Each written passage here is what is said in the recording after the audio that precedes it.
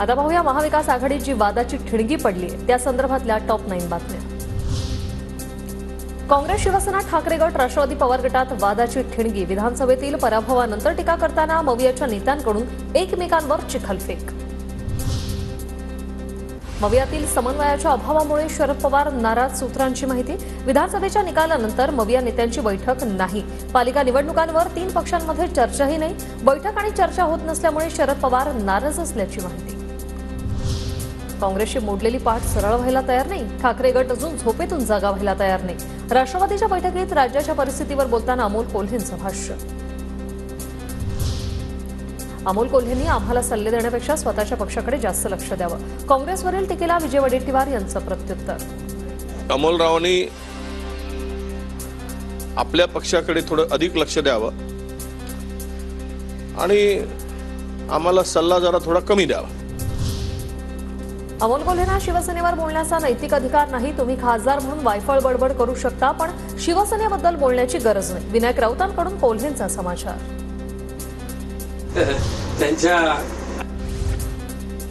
जास्त जागा जिंकून मुख्यमंत्री बनायचं होतं, मात्र त्यांच्या सगळ्यात कमी जागा आल्या। संजय राऊतांचा नाना पटोलेंवर निशाणा।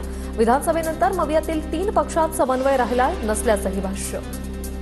काँग्रेसला जास्त जागा हव्या होत्या आणि काँग्रेसला सगळ्यात कमी जागा मिळाल्या, म्हणजे जिंकून आल्या। आम्ही 20 जागा जिंकलो, पण आता त्याच्यामध्ये कशा करता वाद करायचा। मवियाने पराभव मान्य केला ते बरं झालं। कालपर्यंत ईव्हीएमला दोष देणारे विरोधक आता वस्तुस्थितीवर आले। मवियातील अंतर्गत वादावर चंद्रशेखर बावनकुळेंची टीका। हे बरं झालं त्यांनी मान्य करून टाकलं। कालपर्यंत ते मशीनवर दोष द्यायचे, ईव्हीएमवर दोष द्यायचे, आता वस्तुस्थितीवर आले आहे। त्यांनी आता थोडा अभ्यास केला दिसतो।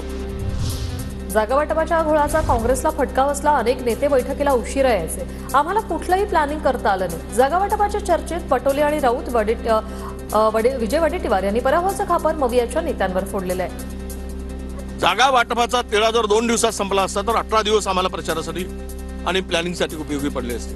त्यामुळे मला वाटतं हे एक मुख्य कारण आहे की जागा वाटपांचा घोळ आणि घालवलेला वेळ याचाही फटका नक्की बसले। महाविकास आघाडीतील खासदारांची सत्तेत जाण्याची मनोमन इच्छा। काही दिवसात सत्तेत जाऊ असं मविया खासदार कार्यकर्त्यांना सांगतात। भाजप नेते शिवाजीराव कर्डिलेंचा दावा। देशाचे नेते नरेंद्र मोदी साहेब त्यांच्या नेतृत्वाखाली जी काय आपण सरकार आलं, सत्ता आली, आता माझ्या माहितीप्रमाणे त्यांना काही कुठल्या खासदाराची आवश्यकता नाही। अनेक खासदार खासगीमध्ये बोलतात, चर्चा करतात, सांगतात थोड्या दिवसातच आम्ही सत्तेत जाऊ, असं कार्यकर्त्याला सुद्धा